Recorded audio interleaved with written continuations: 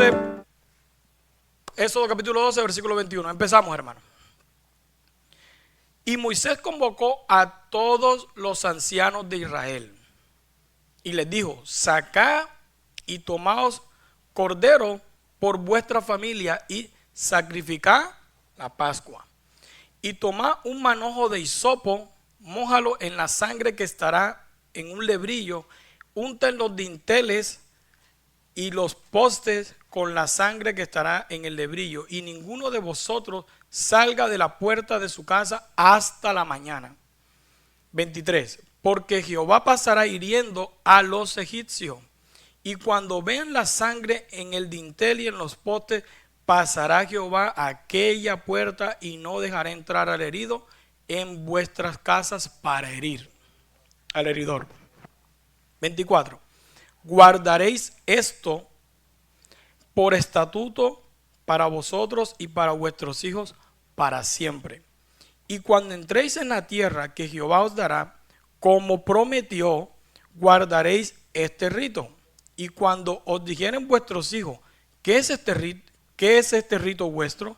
Vosotros responderéis: es la víctima de la Pascua de Jehová, el cual pasó por encima de las casas de los hijos de Israel en Egipto, cuando hirió a los egipcios y libró a nuestras casas. Entonces el pueblo se inclinó y adoró, y los hijos de Israel fueron e hicieron puntualmente así, como Jehová había mandado a Moisés y a Aarón.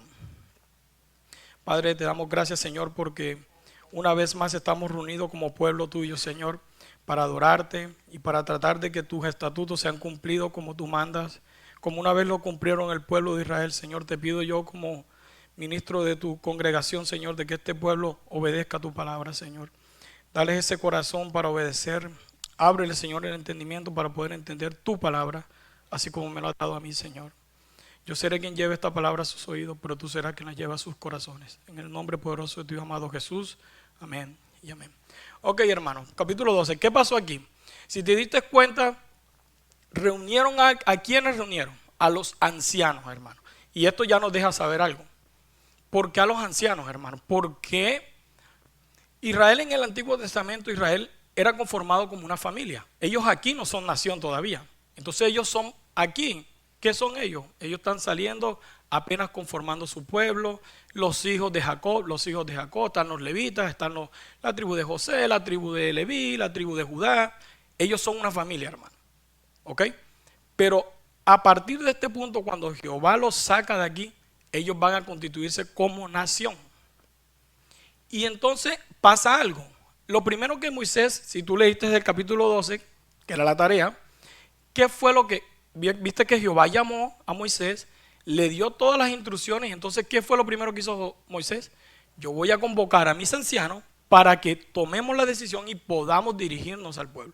¿Qué hacemos aquí como iglesia, hermano? Esto es lo que hay que hacer. Por eso es que la iglesia necesitamos un grupo de ancianos para poder tomar decisiones. ¿Ok? Esto es lo que tratamos de hacer aquí nosotros. Obviamente, hermano, yo no tomo decisiones aquí porque yo digo y porque Dios me habló anoche. Si no, hermano, yo tomo decisiones basadas en la Biblia y los consulto con los ancianos de la iglesia para poder tomar una decisión. Porque yo me puedo equivocar, ¿verdad? Entonces, ¿para qué están establecidos los ancianos en la iglesia? Los ancianos eran líderes representativos de la familia y tribus antes del establecimiento del sacerdocio levítico. O sea, antes de que los levitas se instituyeran como sacerdotes, los ancianos ya estaban. Eran los que dirigían al pueblo, los que decían vamos a hacer esto, vamos a hacer lo otro. Ya estaban establecidos. ¿Ok? Ok. Entonces la pregunta sería ¿por qué Moisés llamó a esos ancianos? ¿Verdad? Si obviamente ya Dios le había hablado algo directo a él. Pero si te das cuenta que todo es un modelo como Dios quiere que tú procedas. Mira lo que dice Éxodo 3:16. Yo lo tengo por acá anotado para que no estemos. Présteme atención. Ve y reúna a los ancianos de Israel y dile: Jehová es el Dios de vuestros padres que se apareció. O sea, yo nada más te voy a dar estos versículos para que tú veas que cada vez que Dios decía algo, mandaba también a buscar a los ancianos. Si te das cuenta. Mira lo que dice en Números 11:16. Entonces Jehová dijo a Moisés: reúneme 70 varones de los ancianos. Si te das cuenta, tú, pero ves a los ancianos también. ¿Ve cómo es el modelo de Dios? Hebreos 13:17. Obedeced a vuestros pastores. Espérate, estamos hablando de ancianos. Hermano, acuérdese en Timoteo que vimos que esta misma palabra anciano, pastores y obispo finalmente es una sola palabra. ¿Se recuerda? Ok. Entonces, establecido ya que Moisés llamó a sus ancianos, ¿para qué quería que lo llamaran? Porque iban a hacer algo muy importante esa noche. Era la Pascua del Señor. Ahora, si yo te pregunto a ti qué es la Pascua, es lo que hasta hoy el pueblo judío celebra. Nosotros celebramos eso, hermano. Ahí vamos a llegar ahorita. Nosotros no lo hacemos, pero sí conmemoramos eso. ¿Cómo lo hacemos nosotros ahora? Como lo que vamos a establecer hoy. ¿Qué? La Santa Cena.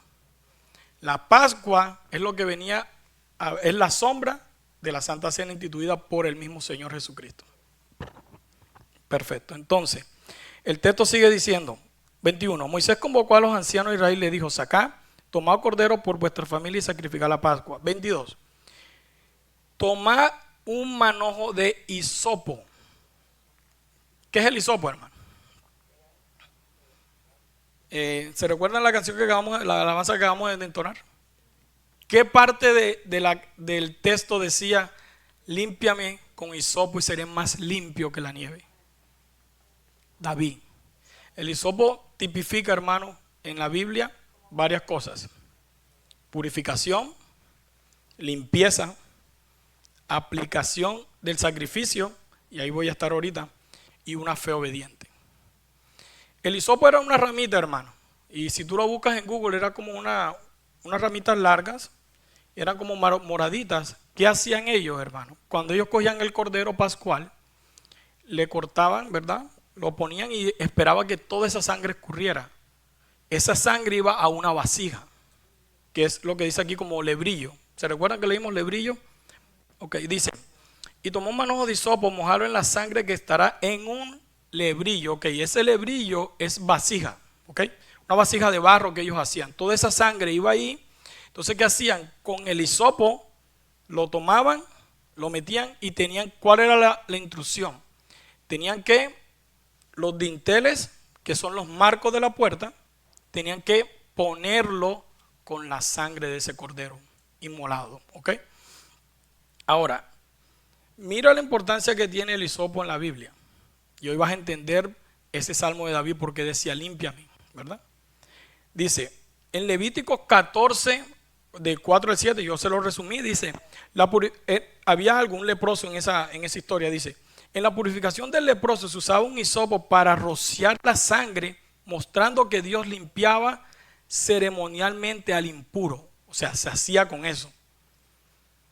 En Números 19:18, un hombre limpio tomará hisopo, lo mojará en el agua y rociará sobre la tienda. El hisopo era también un instrumento para rociar cosas, ¿verdad? Con el agua.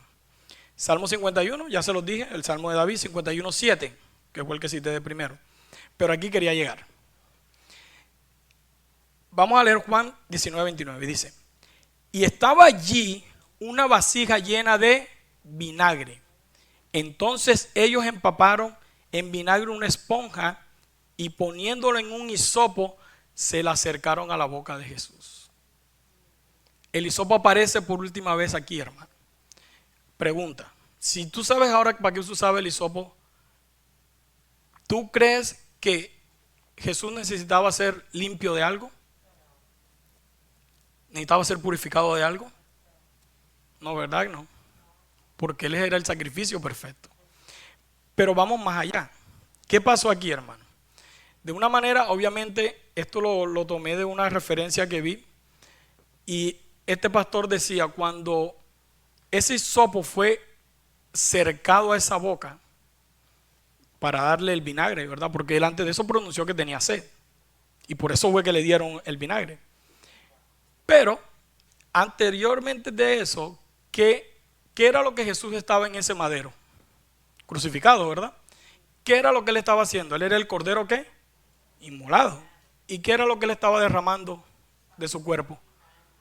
Cuando ese hisopo tocó esa sangre, fue la purificación de todos nosotros, hermano. ¿Tiene sentido o no?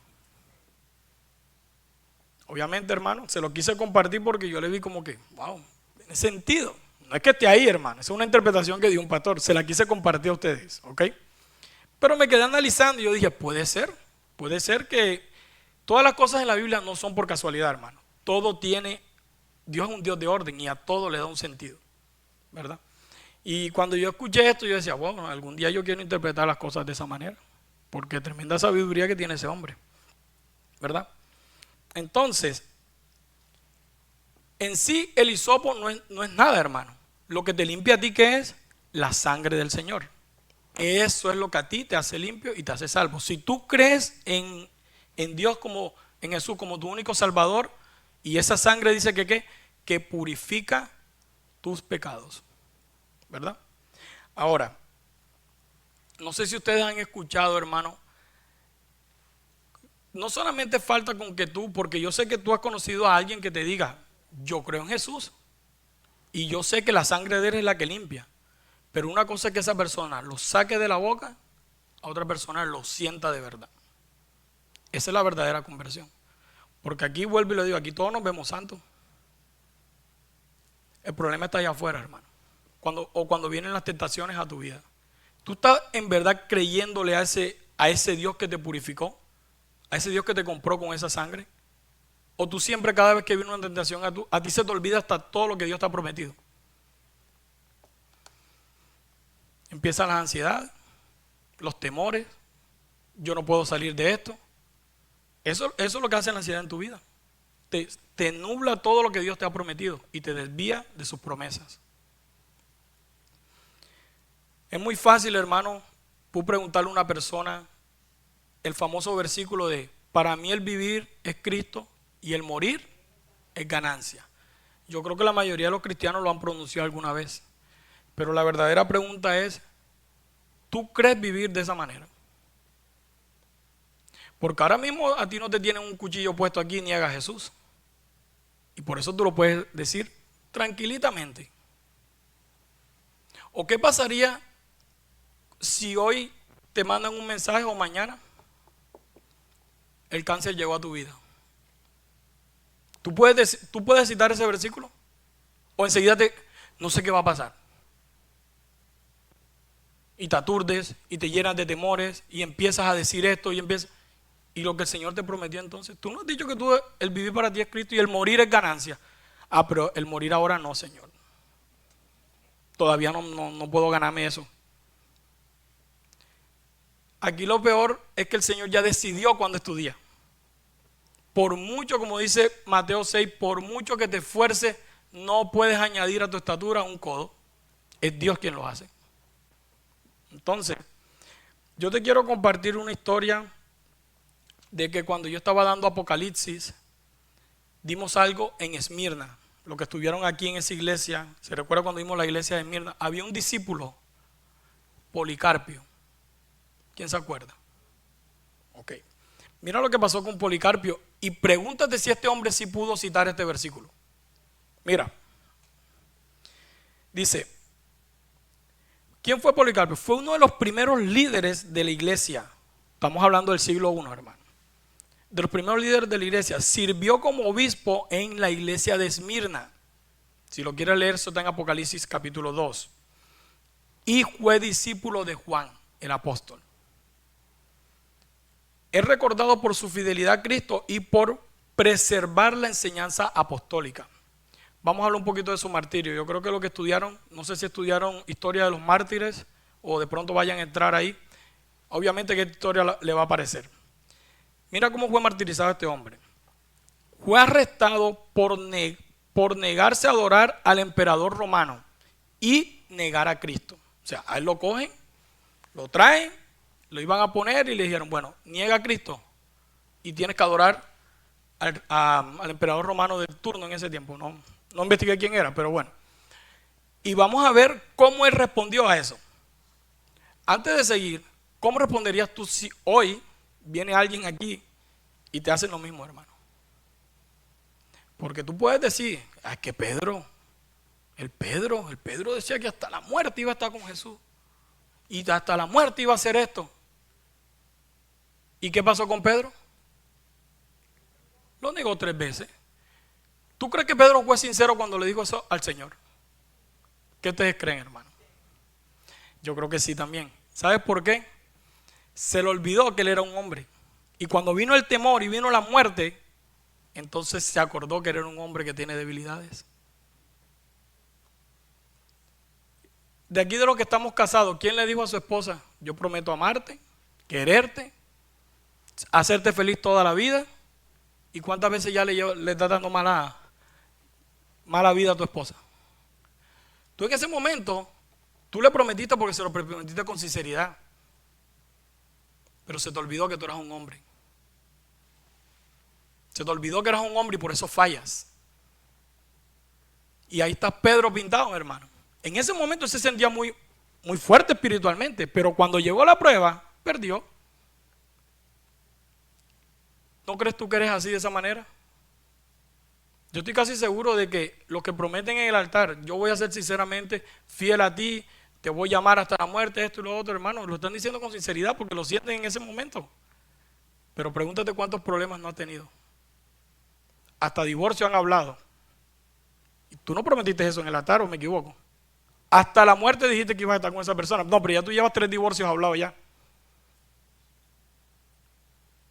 ¿Sí te das cuenta, hermano, cómo nosotros con la boca somos muy rápidos para hablar, pero para ejecutar somos diferentes?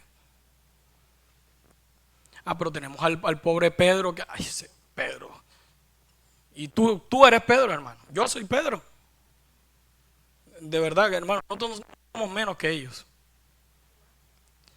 No más. Ok. Ahora mira cuál fue su martirio. Fue arrestado por negarse al emperador romano y negar a Cristo.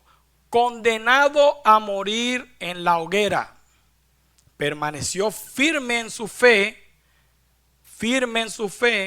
como el fuego. Cuando era conducido a la hoguera, él pronunció estas palabras: hace 86 años le he servido y nunca él me ha fallado y nunca me ha hecho un mal. ¿Cómo puedo yo blasfemar contra ese rey y salvador mío? Mira esa palabra de ese hombre. Y después le dice: ¿a dónde lo iban a condenar? A la hoguera. Y mira lo que le dice después: tú me amenazas con un fuego que arde por 1 hora y luego se va a apagar. Pero ignoras el fuego del juicio venidero y el castigo eterno reservado para ti y para todos los impíos, que los está esperando en un fuego eterno. Esa es la convicción tuya, hermano, de si tú enfrentas la muerte hoy. Esa sería tu convicción como vivió ese hombre, esa fe que tenía. Ese sí puede decir: para mí el vivir es Cristo y el morir es ganancia. Y tú, hermano, tú puedes hablar de esa manera. Yo sé que tú lo puedes decir hoy porque tú no tienes un cuchillo en la garganta, ni tampoco te tienen a tus hijos amarrados que los van a matar ahorita. Yo espero que todos no lleguemos ni siquiera a eso, hermano, que ojalá Cristo venga antes de todo esto. Pero como van los tiempos, hermano, preparémonos. Amen a sus seres queridos, ama a tu esposa, ama a tus hijos, enséñale la palabra del Señor, porque esta generación que viene va a ser peor que la que estás viendo hoy. Y ahorita voy a hablar un poco de los hijos, más adelante. Ahora, ¿qué pasó en esta Pascua, hermano? ¿Por qué los llevé aquí? Porque yo quiero que tú sepas que no solamente decir la sangre de Cristo me limpia, o que la sangre de Cristo ponerla en mi hogar es suficiente. No, tú tienes que vivir esa fe, hermano. Tú tienes que vivir esa fe. Ahora, toma un manojo de hisopo, mójalo en la sangre, ¿verdad? Ya expliqué eso. Y en los dinteles del hogar, en los postes, en un lebrillo, le dije el lebrillo que era una vasija, ¿verdad? Y ninguno de vosotros salga a la puerta de su casa hasta la mañana. Eso eran las instrucciones, ¿verdad? 23. ¿Por qué ellos tenían que hacer esto? Porque iba a pasar juicio esa noche. Mira, porque Jehová pasará hiriendo a los egipcios, y cuando él vea la sangre en el dintel de los 2 postes, pasará Jehová aquella puerta y no dejará entrar al heridor en vuestras casas para herir. En la Nueva Traducción Viviente dice el ángel de la muerte. no dice el heridor, sino dice el ángel de la muerte. Entonces, ¿qué iba a pasar esa noche, hermano? Si tú no hacías eso, esa noche el ángel de la muerte iba a entrar a tu casa y iba a ejecutar un juicio. ¿Cuál era? Iban a morir todos los primogénitos. Ahí vamos a llegar ahorita. Pero la pregunta, vuelvo y digo, la pregunta ahora es, ¿en tu vida se refleja la sangre de Cristo? Porque no es solo que la pintes, es vivirla. Esa sería la pregunta. ¿O tú qué crees que si Dios pasara juicio esta noche, cómo estarías? Hermano, pregúntate, ¿cuántas veces alguien ya no te ha dicho, tienes que cambiar esta parte? ¿O cuántas veces la palabra a ti no te ha dicho? La palabra es un espejo. ¿Cuántas veces la palabra no te dice, arregla lo que tienes que arreglar? Porque el juicio puede pasar esta misma noche a tu casa. Con Dios no se juega, hermano. No se juega, ni tampoco creas que tú puedes doblarle la mano a Él con tu, Dios mío, tú sabes que yo estoy intentándolo. ¿Intentar qué? ¿Por qué no lo haces? ¿Cuánto tiempo tienes que intentarlo? Ya yo te hablé en tu palabra. ¿Tú no te das cuenta este pueblo cómo era obediente hasta este punto? Hasta este punto. Porque ya tú sabes qué pasó después, hermano. Ahora, esto apuntaba a Jesucristo, hermano. En Egipto la sangre del cordero libró de la muerte temporal. En la cruz, la sangre de Cristo libra del juicio eterno. Juan 1:29, ¿qué dice? He aquí el cordero de Dios que quita el pecado del mundo. ¿Se recuerda cuando Juan estaba bautizando en el Jordán? Y iban pasando uno por uno en arrepentimiento, pero cuando él vio a Cristo, a Jesús, ¿qué fue lo que dijo? He aquí el Cordero de Dios, el que quita el pecado del mundo. Romanos 5:9, pues mucho más, estando ya justificado en su sangre, por él seremos salvos de la ira venidera. Hermano, Jehová y Dios van a pasar otro juicio. No espere que ese juicio entre a tu hogar. No dejes que ese juicio te toque la puerta esta noche, mañana, el otro mes, la otra semana. Arregla lo que tienes que arreglar. Vive tu vida con responsabilidad. Ya de por sí que los que vivimos vidas responsables tenemos que muchos problemas. Ahora imagínate si tú eres un irresponsable completo. Más problemas todavía, hermano. Esto no es un juego. Acata lo que tienes que hacer. Deja lo que tengas que dejar y créele al Señor.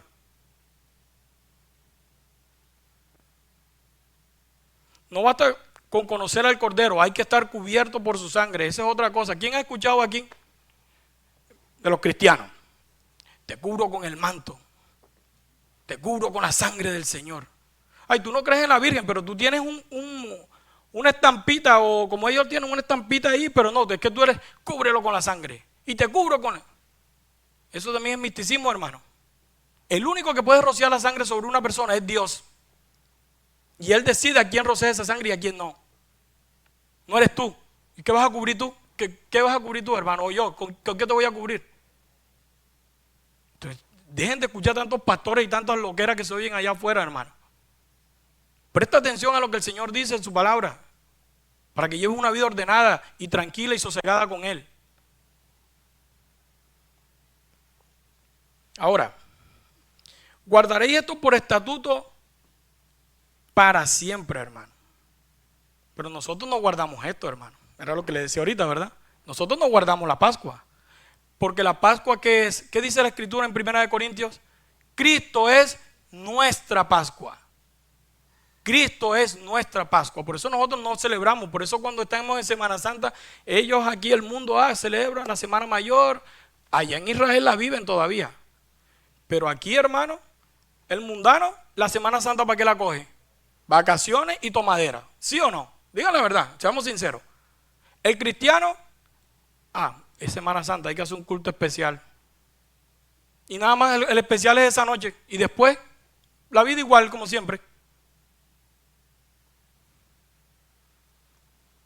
guardéis esto por estatuto y para vuestros hijos. ¿Ok? Cuando ya tú aprendiste qué es la Santa Cena, tú ahora esto se lo vas a decir a tus hijos y lo vas a enseñar. Mira lo que dice. Y cuando, versículo 25, y cuando entréis en la tierra que Jehová os dará, como prometió, guardaréis este rito. Este rito lo puedes traducir como una ceremonia. ¿Ok?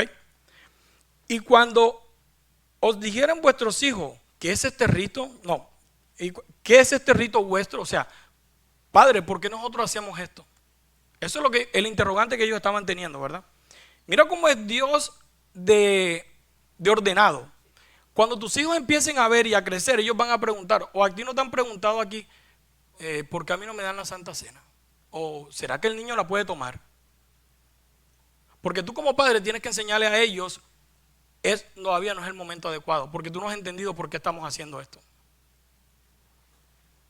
Entonces dice, y cuando le dijeran a vuestros hijos, ¿qué es este rito vuestro? Vosotros responderéis, es la víctima de la Pascua de Jehová, el cual pasó por encima de las casas de los hijos de Israel en Egipto, cuando hirió a los egipcios y libró nuestras casas. Entonces el pueblo se inclinó y adoró. Ahora, aquí voy a hacer un par. Tú como padre estás en toda la obligación de enseñar a tus hijos. ¿Está bien? Aquí, ahorita los niños se fueron, ¿verdad? ¿A quién? A la clase que dan los niños. Aquí los viernes Andrés tiene el ministerio de los jóvenes. Él le da clase a los jóvenes. Pero tú como padre estás supuesto de que tú le enseñes esto a tus hijos. Eso no es trabajo de él, eso no es trabajo de la iglesia, porque ya te digo que bien achantado que te vas a quedar cuando dices, no, él aprende en la iglesia. Te digo algo, que el juicio cuando venga a tu casa, no te van a preguntar por qué aprendió en la iglesia, te va a preguntar a ti padre por tu hijo. ¿Qué le enseñaste a ese hijo? Tú te estás tomando tu tiempo para hablar a tus hijos, bueno, a los que son padres aquí, y a los que no van, y Daniel, que van a tener sus hijos, a Sarita, que va a tener sus hijos. Tú tienes toda la obligación de enseñarle a tus hijos, no le dejes esa tarea a la iglesia. Está bien que aquí se dé, pero esa tarea es tuya, padre, o tuya, madre. Es tu responsabilidad enseñar a tus hijos. Porque de nada te sirve tener unos hijos exitosos si tus hijos no conocen a Cristo. De nada te sirve tener hijos que sepan todo lo que el mundo enseña, pero si no sabe nada de Cristo, ese hijo va directo al infierno. Y ojalá que no sea así. Pero tú, un vago, que no quieres hacer nada, que no quieres ni estudiar para tu propia edificación, ahora ¿cuánto más le vas a parábola a tu hijo? Ah, no, porque tú le puedes decir, ve y estudia. Ajá, él puede estudiar. Tú estás supervisando que él estudió. Tú estás supervisando que él entendió lo que él leyó. Ese es tu trabajo como padre. Estoy cansado. Tengo sueño. Yo le digo a los niños también, yo también me quiero acostar.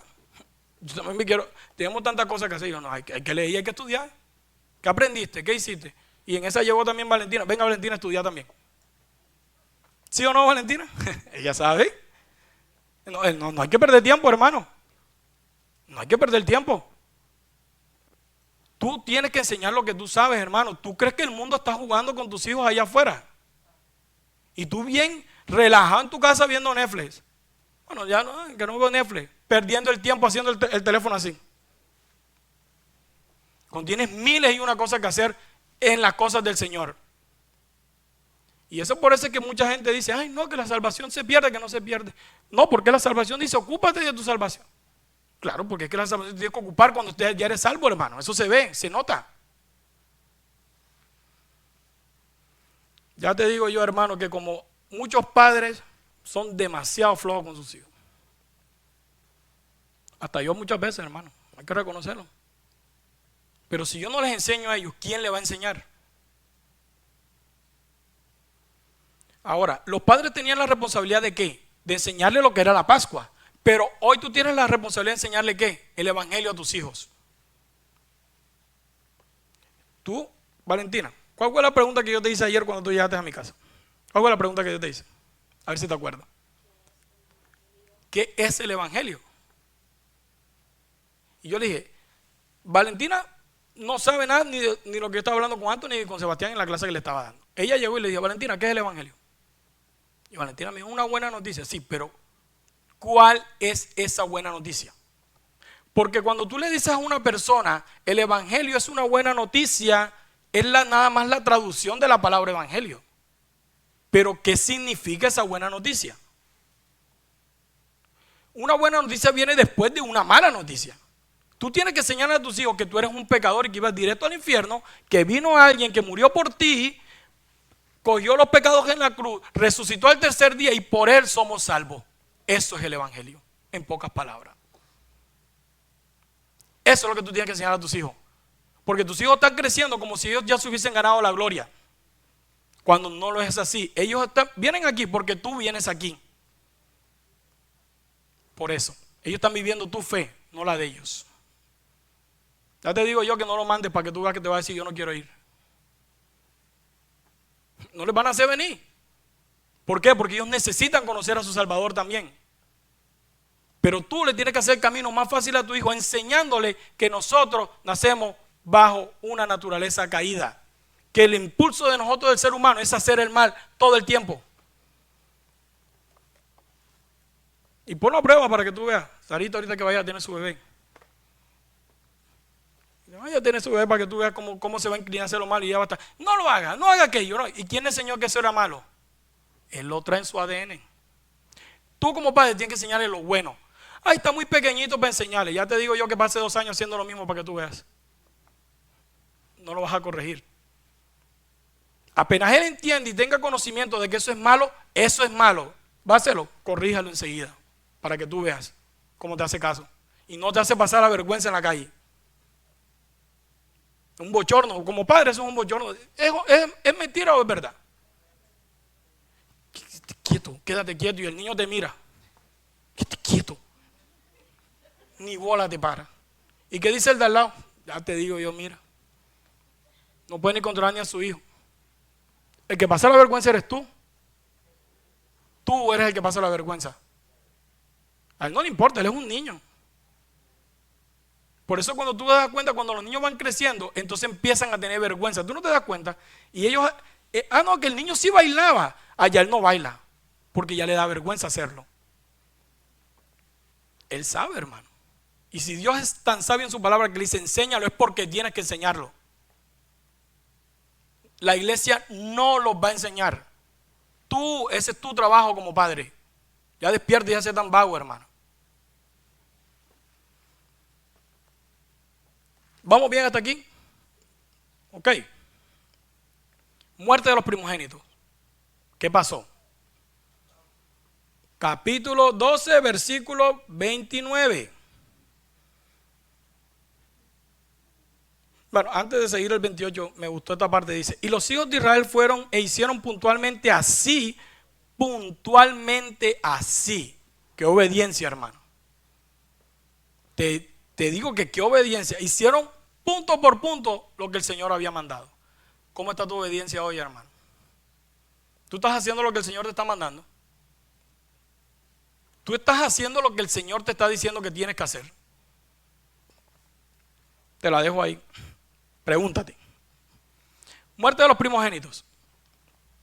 Aconteció que a la medianoche Jehová hirió a todo primogénito en la tierra de Egipto, desde el primogénito de Faraón que se sentaba en su trono hasta el primogénito del cautivo que estaba en la cárcel, y todo primogénito de los animales. Y se levantó aquella noche Faraón y él y todos sus siervos y todos los egipcios, y hubo un gran clamor en Egipto porque no había casa donde hubiese un muerto. Y no te vayas a creer aquí que nada más el primogénito, no te tengas aquí que eran nada más los bebés, era el primogénito. Tú puedes tener un hijo primogénito. Mi primogénito tiene 18 años. El juicio era el primer hijo primogénito. Así que si un egipcio tenía un hijo de 40 años que era su primogénito, ese hijo iba a morir. Porque yo no sé por qué en la cabeza de pronto quizás de algunos tiene que nada más eran los bebés. Porque yo sé que han visto las películas y nada más sale llorando la gente con los bebecitos nada más. No, pero no era eso. El primogénito, ¿desde quién? Desde el que se sentaba en el trono hasta el último. ¿Qué está diciendo? Dios no hace acepción de personas ni con el juicio ni con la gente que él ama. No importa estatus social, no importa lo que tú tengas, si tienes, no tienes, el juicio va a pasar por tu casa. ¿Cuál es la única que tú seas salvo de ese juicio? Que tú creas en Jesucristo de todo tu corazón. Y que esa sangre se va reflejada en tu vida, en los dinteles de tu casa. Entonces, todo esto, hermano, es lo que tú tienes que darte cuenta de las cosas. ¿Está bien? Ok. Ok, hermano. De esto es lo que tienes que darte cuenta. De que ese juicio va a empezar, hermano, no va a haber asesión de personas. Y yo se los digo, hermano, ese juicio va a venir una segunda vez. ¿Tú estás preparado para esto, hermano? ¿Tú estás preparado o tú sigues en lo mismo, viviendo tu vida como la sigues trayendo? Y como dicen por ahí uno, hay Dios que se apiade de mí. Ya Dios tuvo misericordia de ti en traerte aquí y decirte, yo te quiero para mi reino. ¿Qué estás haciendo para eso? ¿Qué estás haciendo, hermano? ¿O quieres seguir así toda tu vida? 30, 20, 14. Hermano, aquí no hubo asesión de personas, ni el más pequeño, ni el más adulto. Ni el que tenía mucho dinero, ni el que no tenía dinero. ¿Sí te diste cuenta que el que estaba en la cárcel? El juicio viene, hermano. Viene para toda la humanidad. Me llamó la atención esto, hermano, que hubo un gran clamor. ¿Tú te imaginas este momento de llanto? Y dice que no hubo ni un solo muerto, ¿en qué?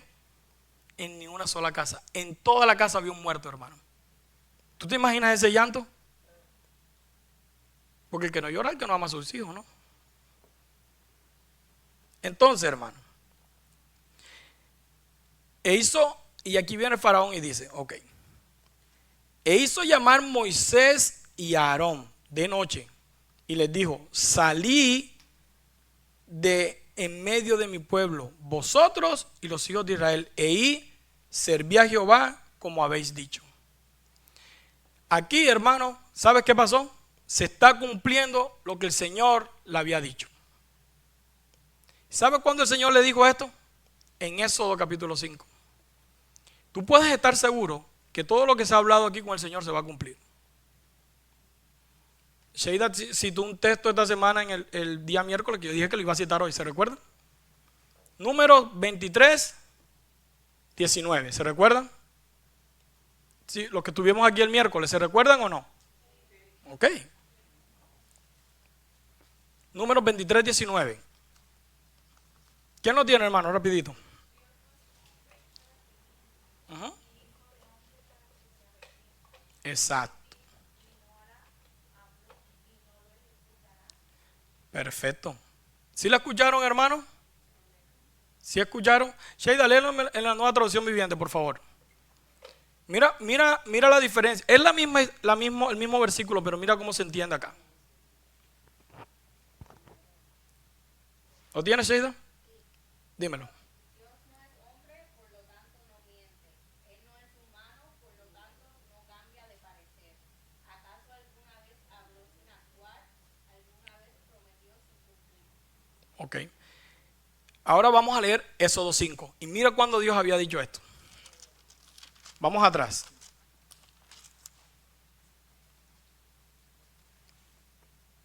Éxodo 5, hermanos. Moisés y Aarón ante el faraón, dice, ¿verdad? Sus Biblias.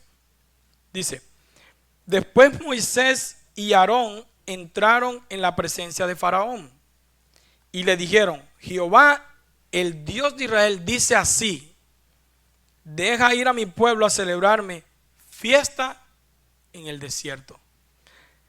Y faraón respondió, ¿quién es Jehová para que yo oiga su voz y deje ir a Israel? Yo no conozco a Jehová, ni tampoco dejaré ir a Israel.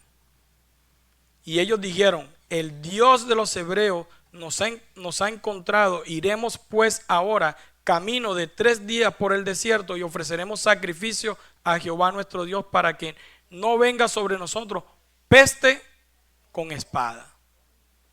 ¿Cuándo había hablado Dios esto? Ya se lo había dicho. ¿Qué le dijo? ¿Qué es lo que Faraón está haciendo aquí ahora mismo? Así tú digas y te opongas, yo voy a hacer mi voluntad.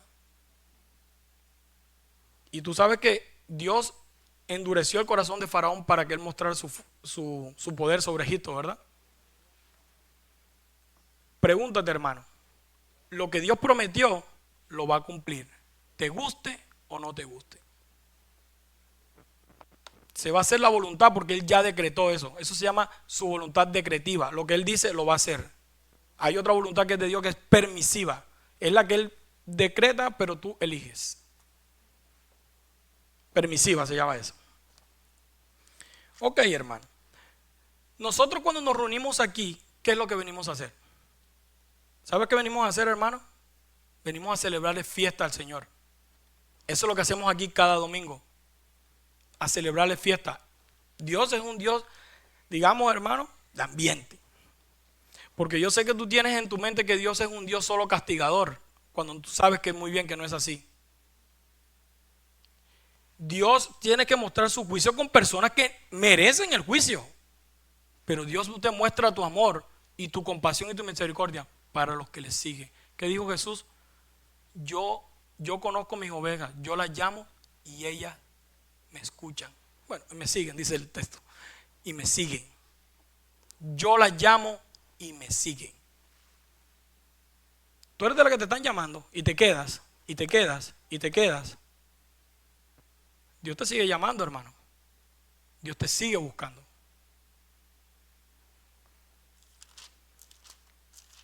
¿Qué vinimos a hacer hoy aquí, hermano? A celebrar fiesta y a celebrar la Pascua. ¿Y a celebrar qué? La Santa Cena hoy. Si te das cuenta cómo este capítulo 12 es casi igual a la redención. El pueblo de Israel fue sacado de Egipto, ¿para qué? Para ser libertado de 430 años de esclavitud. Tú fuiste por la sangre sacado ¿de dónde? Del pecado. Fuiste liberto del pecado. Ahora vives en la gracia, pero no en el libertinaje, porque hay unos que interpretan más la gracia con libertinaje. Ya soy salvo, siempre salvo. Sí, la salvedad. En esa salvación también es santificación. No es para que tú hagas lo que te dé la gana. Entonces, hermano, hoy vamos a celebrar la Santa Cena. Ellos celebraron Pascua, nosotros vamos a celebrar la Santa Cena hoy para recordar ese cordero, esa sangre, ese pan. Y esto lo dejó ¿por qué?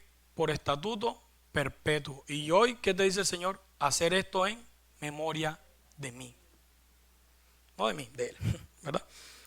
Ok, antes de celebrar la Santa Cena, yo quiero destacar para cerrar este capítulo esto. Tomad también vuestras, versículo 32, tomad también vuestras ovejas y vuestras vacas como habéis dicho. Mira todo lo que le dijo Faraón.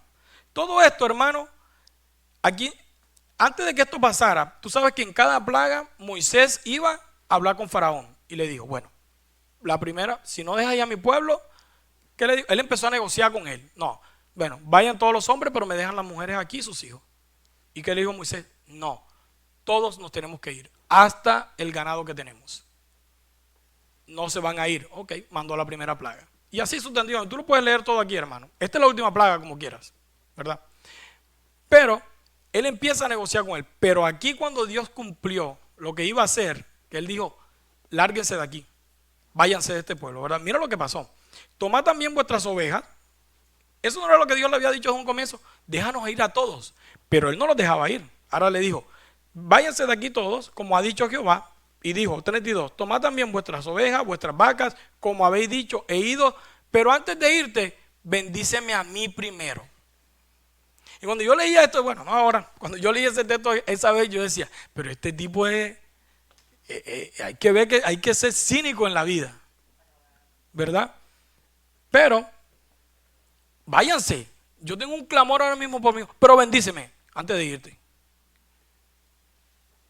Y mira lo que dice. No, voy a hablar algo aquí de este punto. No lo iba a hacer, pero lo voy a hacer. Hay personas, hermanos, que son así. Hombres literales que viven de esta manera. Y cuando digo hombres, me refiero a hombres y mujeres. que ellos pueden ver que su mundo se le está destruyendo poquito a poquito, pero como ellos no han visto la destrucción total al final, ellos no les importa todavía. ¿Me expliqué? ¿O quieres que te lo desmenuce un poquito más? Ok, Dios te viene hablando a ti desde hace mucho tiempo. Deja esto, haz esto, compórtate de esta manera, pero tú no todavía. Espérate, ya voy. Primero tengo que hacer esto. Primero, porque como tú no has visto el último juicio que Él te va a mandar, entonces no has querido doblar el brazo todavía. Hay personas que viven así hasta que Dios los atesa. Y ya te digo yo que un juicio del Señor es fuerte. Te va a quebrantar. ¿Tú quieres eso? Porque ahora mismo, si tú eres de esa persona, estás viviendo como el mismo faraón y sentado en esta silla. Pregúntate. Que el Señor ya te pidió que cambies y todavía no, espérame un poco tiempo de más. Yo todavía no he visto que tú eres tan malo para hacerme lo que me quieres hacer. No vivas de esa manera. Arrepiéntete y obedece a tu Dios, porque te va a ir mal. Puede ser que no lo hayas visto hoy, no lo has visto con la primera plaga que cayó, no lo has visto con tu segunda cosa que te cayó, pero va a venir la tercera, la cuarta y la quinta, y cada vez el juicio va a ser gradualmente, hasta que llegues y colmes la paciencia de ese Dios y te diga hasta aquí. Claro, porque es que tú te crees tu propio Dios. Tú te crees tu propio Dios. Yo puedo, yo lo hago, ok, después, tal vez, sigue viviendo así para que tú veas el jueguito con Dios. Y lo peor, sentado aquí y escuchando. Y escuchando, y escuchando. Seguimos, hermano. 34. Y llegó el pueblo, su masa. ¿Te recuerdas que ellos estaban celebrando algo? Pero mira lo que dice aquí. Y llevó, el 33. Y los egipcios apremiaban al pueblo, dando prisa para echarlo de la tierra, porque decía, todos somos muertos. Y llevó el pueblo su masa que se leudase, sus masas envueltas en sábana sobre los hombros. E hicieron los hijos de Israel conforme al mandamiento de Moisés, pidiendo de los egipcios alhajas de oro, de plata y vestido. ¿Qué es una alhaja, hermanos? Son objetos, yo lo apunté por aquí, objetos de adornos, ¿ok? Y Jehová dio gracias al pueblo delante de los egipcios, y les dieron cuanto pedían, así despojaron a los egipcios. Y esta palabra, cuando aparece aquí, despojar, solamente aparece cuando hay guerras. Si tú vas a ver en la Biblia, cada vez que dice, y el pueblo despojó a tal pueblo, y el pueblo cogió, es cuando los pueblos estaban en guerra y despojaban a todo de las pertenencias que ellos tenían. Pero aquí Israel luchó, hermano. Israel tuvo una guerra con Egipto. ¿Quién fue el que peleó esa guerra por ellos? ¿Quién pelea tus batallas, hermano? ¿Eres tú? Es Dios quien la pelea por ti. Es Dios quien pelea tus batallas, hermano. Y esto, voy a hacer una síntesis para terminar, porque quería cerrar el capítulo. Obviamente no empecé desde el 12 porque yo sabía que iba a ser muy extenso. Por eso se lo mandé a leer completo. Yo nada más voy a simplificar los últimos versículos. 37. Partieron los hijos de Israel de Ramsés a Sucot, como 600,000 hombres de a pie, sin contar los niños. ¿Tú te recuerdas cuando Israel llegó a Egipto? Lo que estamos estudiando, Génesis. ¿Sabes cuántos entraron a Israel? 70 hombres, 70 familias. ¿Cuál fue la promesa que le hizo Dios a Abraham? Vete de tu parentela, porque yo haré de ti una ¿qué? Una gran nación. Cuando ellos salen de Egipto, la promesa se cumplió.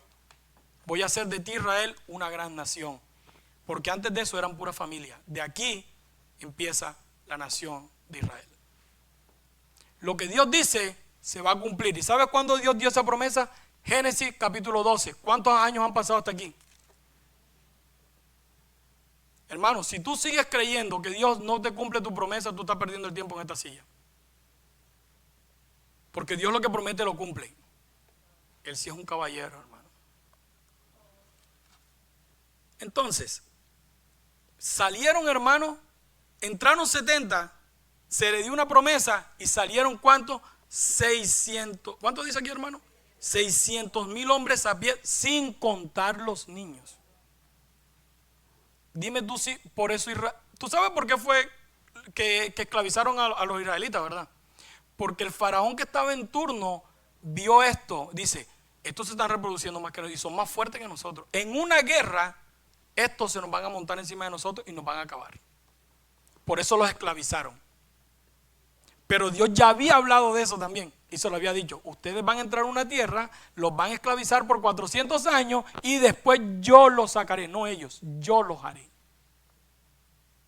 Lo que Dios dice, lo cumple. ¿Sí te das cuenta? En su tiempo, no en el tuyo, en el de él. Entonces, me llamó la atención esto, y esto es lo que voy a conectar con la Santa Cena ahora. También subió con ellos grande multitud de toda clase de gente. Yo no sé si tú habías prestado atención a este versículo, porque yo no sé si en tu mente tú tenías que nada más lo que salieron fueron los israelitas. ¿Quién tiene la traducción viviente por ahí? Y quiero que me lea este versículo. Tú vas a ver lo que la traducción dice. ¿Tú la tienes, Sheida? ¿O tu mami? ¿La tuya? ¿Anti? ¿Qué dice? 12:38. Con ellos salió también gente de toda Laya. ¿De toda qué? Laya y grandes. Laya. No. Sí, de toda Laya. Ok. Bueno, en la versión que leí decía mixto, un pueblo mixto. Ok. Y grandes manadas. Ok. Tanto de ovejas como de vacas. Perfecto, hermano. Gracias, Anti. También subió con ellos grande multitud de toda clase de gente. No solamente eran israelitas los que salieron. Aquí habían de pronto quizás egipcios que vieron el poder de Dios y dijeron, yo no me quedo aquí, yo me voy con ellos. Si te das cuenta, al final de cuentas, el que cree en el Dios, ese es salvo. Y ahí Dios ya iba mostrando que había una salvación para ¿quién? Para los gentiles. ¿Sí te das cuenta?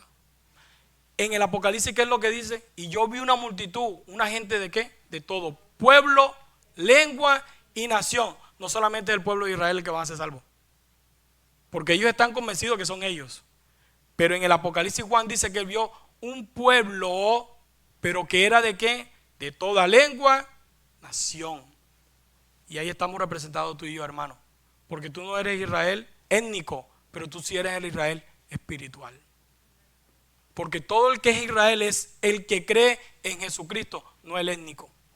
Ese Israel moderno que tú ves ahí, ellos no son Israel. Pablo se los dijo. No todo el que se cree israelita es israelita. Es solamente el que es circuncidado en el corazón y cree en su Señor Jesucristo. Lo siento, pero todo el que no crea en ese sacrificio no va a ser salvo. No tesoro, yo hoy te quiero decir que no es solamente que lo creas, porque el diablo también cree y tiembla. Esa no es la diferencia. La diferencia es que vivas como un hijo de Dios. El diablo también cree. Dice la palabra que los demonios creen y tiemblan. ¿Cuál es la diferencia entonces que tú también creas? De la boca para afuera. Dije creer aquí, hermano, en el corazón. Entonces, hermano, yo no voy a terminar de leer, voy a dejar hasta aquí. Yo espero que tú hayas entendido hoy qué es lo que significó esta redención en ese pueblo que era solamente una sombra de lo que venía a ser, de lo que tú y yo somos hoy. Somos salvos por gracia. Nunca peleamos ninguna batalla, hermano. Tú no te das cuenta que tú estabas muerto en delito y pecado y Dios vino y porque a Él le plació decirte, ven para mi reino. ¿Tú qué hiciste? Tú no hiciste absolutamente nada. No hiciste absolutamente nada. Por gracia soy salvo. No por tus méritos. Por eso es que esto choca con mucha gente, hermano. Porque siempre tienes que hacer algo para ganarte algo. Es imposible que el Dios de Israel te dé una salvación gratis y ya. ¿Sí? Así de fácil. Solamente creen en el sacrificio y ya. Los católicos son por mérito. Tú sabes eso, ¿verdad? Testigos de Jehová, mérito. Mormones, mérito. Musulmanes, mérito. Por eso es que la salvación gratuita choca. La salvación no se pierde, hermano. El que Dios escogió y prometió eres mío, va a ser tuyo toda la vida. Ahora, ¿para qué estamos aquí en el desierto? ¿Para qué estamos en este desierto? Para celebrarle fiesta al Señor y para celebrar su Pascua. Vamos a celebrar hoy la Santa Cena.